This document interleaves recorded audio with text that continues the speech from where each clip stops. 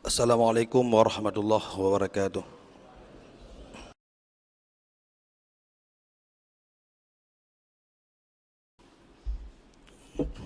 Alhamdulillah. Alhamdulillahilladzi faddalana ala katsirin min ibadihil mu'minin. Asyhadu an la ilaha illallah wahdahu la syarika lah. وأشهد أن محمدًا عبده ورسوله اللهم صل وسلم على سيدنا محمد النبي الأمي وعلى آله وصحبه ومن اهتدى بهدايته إلى يوم الدين. أيها الناس اتقوا الله تعالى في جميع الحالات. وقال سبحانه وتعالى في محكم كتابه العزيز: أعوذ بالله من الشيطان الرجيم. بسم الله الرحمن الرحيم. سبحان الذي أسرى بعبده ليلا من المسجد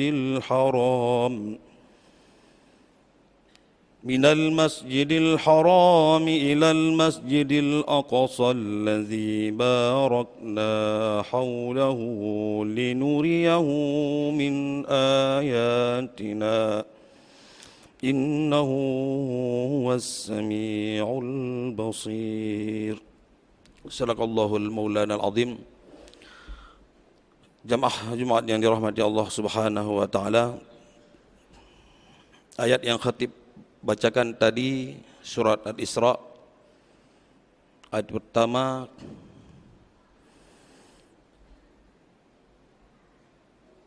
yang mengandung pengertian atau Allah Subhanahu wa taala menyampaikan ayat ini untuk memberitahukan kita kejadian-kejadian masa lalu. Jadi Al-Quran ini terdiri dari khabar, yaitu berita. Yang kedua terdiri dari insya. Insya itu adalah perintah dan larangan, kerjakan dan jangan kerjakan. Setiap khabar yang disampaikan oleh Allah Subhanahu wa taala dalam Al-Quran, dia itu wajib benar. Tidak sama dengan khabar yang disampaikan oleh manusia, karena khabar yang disampaikan oleh manusia itu boleh jadi benar dan boleh jadi salah. Akan tetapi khabar yang disampaikan oleh Allah itu wajib benar. Dalam ayat yang lain Allah menyampaikan wazakirhum bi ayyamillah inna fi zalika laayatin likulli sabarin syakur. Wahai Muhammad, zakirhum, ingatkan mereka, ingatkan umat itu bi ayyamillah, dengan hari-hari Allah Subhanahu wa taala.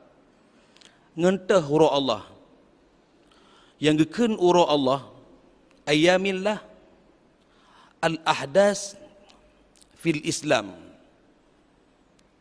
kejadian-kejadian yang menyangkut dengan keimanan kepada Allah Subhanahu wa taala dan kepada Rasulullah dalam Islam. Maulid, Isra dan Mi'raj, nuzulul Quran dan lain-lain peristiwa-peristiwa penting nyan guyupingan oleh Allah. Mentena tapegat ceramah Isra Mi'raj, ceramah Maulid, itulah perintah Allah Subhanahu wa taala. Tidak ada orang yang bisa melarang. Harus ada surat izin, harus ada ini, harus ada itu. Itulah perintah Allah. Wa zakirhum bi ayyamillah. Ingatkan mereka dengan hari-hari Allah Subhanahu wa taala. Maka oleh sebab itu khatib pada hari ini bertepatan dengan bulan Rajab, maka ingin menyampaikan, mengulang peristiwa yang telah terjadi pada Rasulullah sallallahu alaihi wasallam, yaitu Isra dan Mi'raj. Peristiwa Isra dan Mi'raj terjadi berbagai pendapat di kalangan ulama. Ada yang mengatakan ra'a al-manamiyah, melihat Rasulullah dalam mimpi. Jadi Rasulullah SAW bertemu dengan Allah Subhanahu wa taala dalam keadaan mimpi. Ada yang mengatakan ruh dan jasad, ada yang mengatakan ruh saja itulah mimpi. Jamaah yang dirahmati Allah Subhanahu wa taala. Al-Quran mempunyai metode tersendiri dalam menyampaikan berita.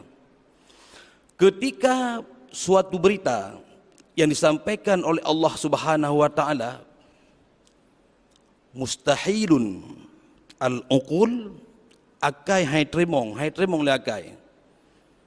Sesuatu yang disampaikan akai manusia hai tremong, maka Allah memulai dengan ayat, dengan di awal ayat Allah mulai subhan. Jadi ayat ini Allah memulai subhanalladzi asra bi'abdihi laylam minal masjidil haram ilal masjidil aqsa. Maha suci Allah memperjalankan abdihi, hambanya, pada waktu malam minal masjidil haram, dari Mekah Masjidil Haram, ilal Masjidil Aqsa, ke Palestina Masjidil Aqsa. Alladzi barakna haulahu, yang kami berkahi di sekelilingnya. Diberkahi oleh Allah Subhanahu wa taala. Apa keberkahannya?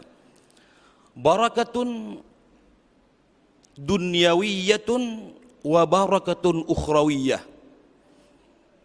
Jadi di sekeliling negeri Mekah dan Palestin itu diberikan keberkahan oleh Allah. Barakna, kata-kata barakna diberi keberkahan. Apa berkahnya? Barakatun dunyawiyah. Barakah dunyawiyah adalah negeri yang diberi keberkahan Allah Subhanahu wa taala. Walaupun nenggeronyan hanade bab pitang, hanade bab betik, hanade bab apel, hanade bab drin, tapi yang perlu bodin nasi nan, hanade bab tomat pitan depan pai pula ada bab batik. Diberi oleh Allah barakatun dunyawiyah. Bab pitang pinai nan, bab pitang raya. Ada biasa dagalan di Tekengon atau di Tangse, di Mekah pinajit. Nyan gekeun Allah barakah, barakna haulahu. Barakna barakatun dunyawiyah. Yang kedua, diberi Allah barakatun ukhrawiyah. Barakah ukhrawiyah adalah lianna hazal ard, karena sesungguhnya negeri itu, buminya Mekah dan Palestina itu ardul anbiya, yang tempat nabi mudinan. Dari nabi-nabi Adam awal zaman, Nabi Ibrahim, Nabi Ismail, mandum berkisar inan menyiarkan agama Allah Subhanahu wa taala. Maka oleh Allah katakan dalam ayat barakna haulahu linuriyahu min ayatina, untuk kami perlihatkan kepadanya tanda-tanda kebesaran kami. Innahu was-sami'ul basir, sesungguhnya Allah Maha melihat. Jamaah Jumat yang dirahmati Allah Subhanahu wa taala. Pesan yang dibawa dalam ayat ini adalah pesan iman. Karena sesuatu yang mustahil tidak diterima oleh akal, maka di situ butuh keimanan. Ketika Rasulullah selesai bertemu dengan Allah Subhanahu wa taala, setelah selesai menerima perintah solat, aksaruhum, banyak orang Mekah pada saat itu menjadi kafir, dan juga ada yang beriman. Wa awwaluhum, yang awai-awai beriman adalah Abu Bakar Siddiq. Maka gebuhnan Abu Bakar Siddiq, ketika terdengar cerita berkelam berangkat dari Mekah ke Madinah, dari Madinah kemudian Mi'raj ke mengumpat dengan Allah Subhanahu wa taala, hai trimong liakai, hai trimong pakon, karena perjalanan antara Makkah dan Madinah dan Masjidil Aqsa, gekeun dalam hadis ala arba'ina min akbadil ibil, 40 huro tajak ngunta Pepuluh huro tajak dengan unta dari Masjidil Haram ke deh Masjidil Aqsa. Pepuluh huro. Maki ban tajak di malam. Ulah ke deh merupak dengan Allah yang terlampayan terus. Inan ke han diterimong li akal. Maka Allah gemulai subhanalladzi maha suci Allah. Ketika bermakna subhan, apa arti subhan maha suci? Maha suci Allah dari segala sifat tanzihul mutlak. Bek ne uko le gata bahawa perjalanannya adalah perjalanan lagi gata aja. Karenanya adalah urusan Allah Subhanahu wa taala. Allah yang kerja, bukan Muhammad sallallahu alaihi wasallam. Maka oleh sebabnya ketika perjalanan yang jauh, maka bit sabuh kaedah iza zadatil quwwah faqallatiz zaman. Itu bit sabuh kaedah teori iza zadatil quwwah faqallaz zaman. Apabila bertambah kekuatan maka akan menyempit waktu. Menyut tajak dari negeri Bandar Aceh, tajak ngahona biwate 2 euro, tajak tapak 3 bulan. Tajak ngebecak biwate 17 euro. Olian tajak ngahona biwate 2 euro, taik motor simpati biwate 30 jam. Taik motor, taik pesawat abi wate 45 minit. Ketika kekuatan bertambah bergeser dari jalan tapak Honda motor kemudian pesawat, semua itu mempengaruh kepada waktu. Makin kuat, makin ditambah kekuatan, waktunya makin sempit. Ketika Muhammad sallallahu alaihi wasallam yang kekuatan oleh Allah Subhanahu wa taala adalah sumber kekuatan. Ketika sumber kekuatan ingin melaksanakan sesuatu, ketika sumber kekuatan, puncak kekuatan adalah Allah Subhanahu wa taala, maka ketika dia berkehendak, maka hancurlah waktu. Hanale pakai hanawate. Maka oleh sebabnya jamaah Jumat yang dirahmati Allah Subhanahu wa taala, maka oleh sebab itu Allah menyampaikan dengan subhanalladzi asra. Maha suci Allah yang memperjalankan hambanya di waktu malam dari Masjidil Haram ke Masjidil Aqsa. Jamaah yang dirahmati Allah Subhanahu wa taala, dalam kaedah itu disebutkan wa iza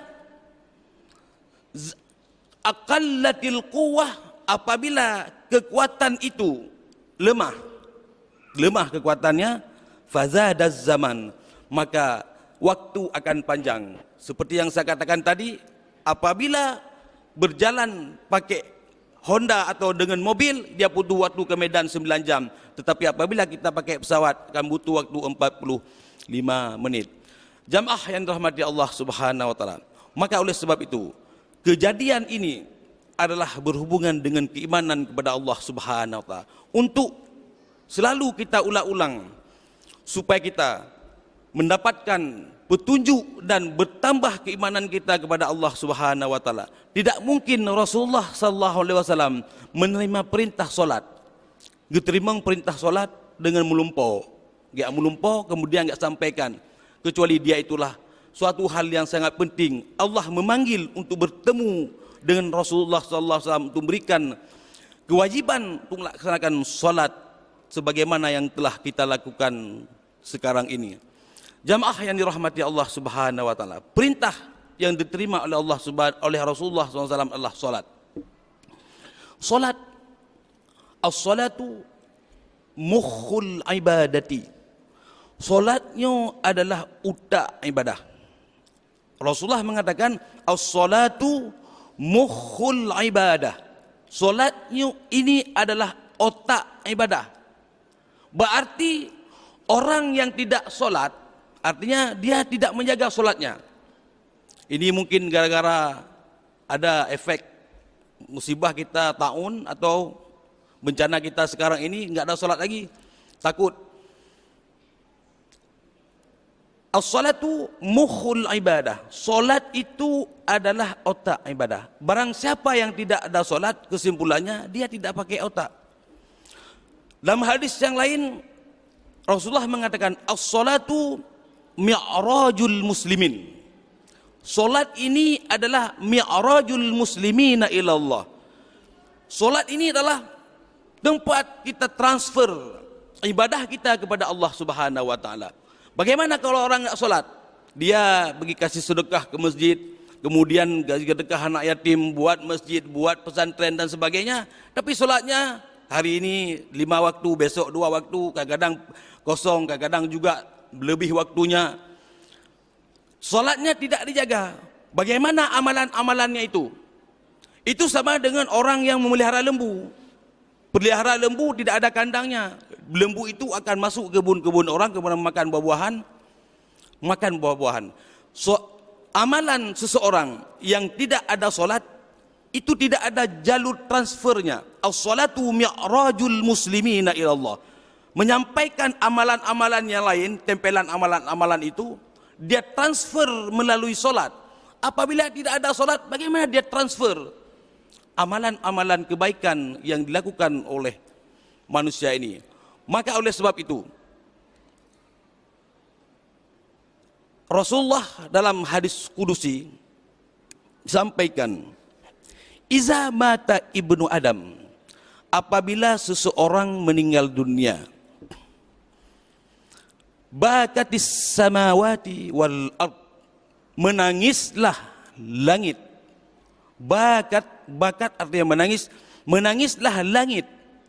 Wal ardi, dan menangisnya bumi.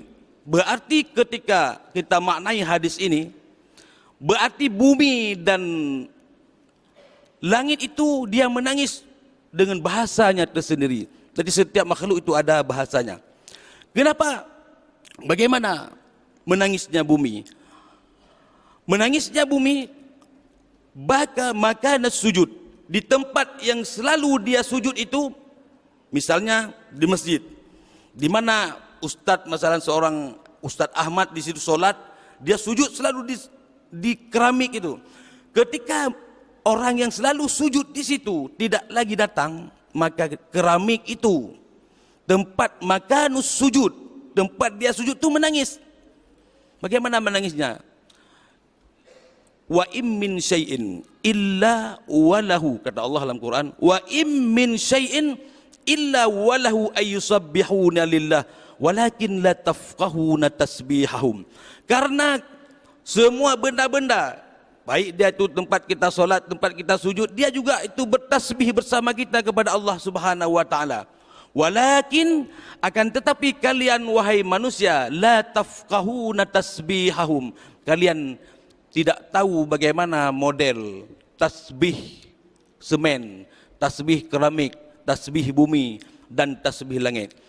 Ketika tempat manusia itu sujud, kemudian dia tidak lagi sujud, bakatis samawat, langit tempat dia diterimanya amalan transfer per hari, berapa kali dia sholat, 17 kali 17 rakaat, transfer ibadahnya, menangilah tempat transfer ibadahnya di langit.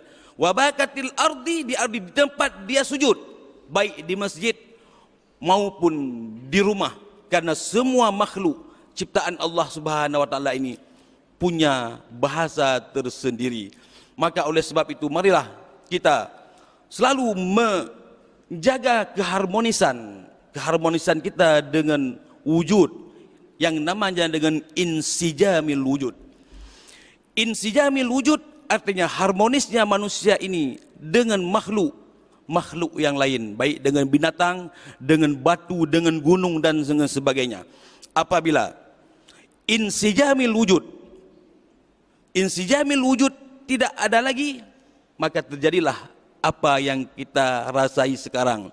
Maka alam itu akan berontak. Sebagaimana musibah yang kita alami sekarang, itu virus yang terjadi, ada yang mengatakan dia akibat daripada memakan makanan yang tidak direstui oleh Allah Subhanahu wa taala, seperti memakan kelelawar.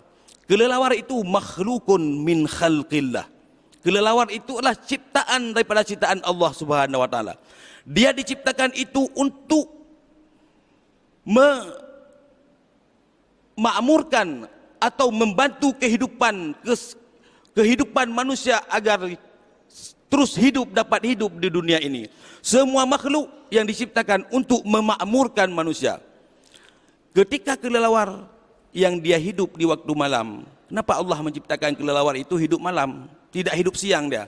Dia hidup malam ketika siang dia tidur. Karena malam adalah makanun nuzul. Malam adalah tempat diturunnya bala oleh Allah Subhanahu wa taala. Segala jenis-jenis penyakit Allah Subhanahu wa taala turunkan di waktu malam. Fungsi kelelawar itu untuk menangkap penyakit-penyakit. Dia menangkap penyakit-penyakit yang berbahaya. Allah mengatakan dalam Al-Quran, awa amina ahlul qura, apakah penduduk negeri ini merasa aman dari siksaan Allah? Dia katakan mereka merasa aman. Kalau banjir, dia lari naik ke gunung. Awa amina ahlul qura ayyatiyahum ba'suna, bala yang kami turunkan kepada manusia itu tidak bisa mereka prediksi. Ayyatiyahum ba'suna bayatan, malam. Jadi bala penyakit yang diputar oleh Allah kan wate-wate hana tercatat, dia tercatat dalam ilmu Allah. Bayatan, malam. Wahum naimun, wate malam awaknya dengan mangat dengar putar bala, putar penyakit, putar virus macam-macam tu. Maka kita berusaha untuk mengantisipasi boleh, tetapi Allah Subhanahu wa taala yang berkehendak akan melaksanakan kehendaknya. Awa amina ahlul qura, disambung oleh Allah dalam Al-Quran, awa amina ahlul qura. Juga kalau mereka merasa aman di waktu malam, ayyatiyahum ba'suna, kami turunkan bala itu bukan waktu malam. Ayyatiyahum ba'suna, kami turunkan virus itu, kami suruh dia itu bekerja. Ayyatiyahum ba'suna zuhan, di waktu keluar fajar. Wahum yal'amun, pada saat itu mereka sedang joget-joget, lari-lari dan sebagainya. Maka oleh sebab itu antisipasi pemerintah terhadap kita sekarang untuk menjaga penyakit, untuk tetap menetap di tempat dan tidak berkeliaran, itulah suatu solusi bagi kita. Kita berusaha, akan tetapi Allah Subhanahu wa taala lah yang akan menyampaikannya. Demikian khutbah yang singkat, mudah-mudahan ada manfaat bagi khatib sendiri dan bagi jemaah Jumat yang dirahmati Allah Subhanahu wa taala.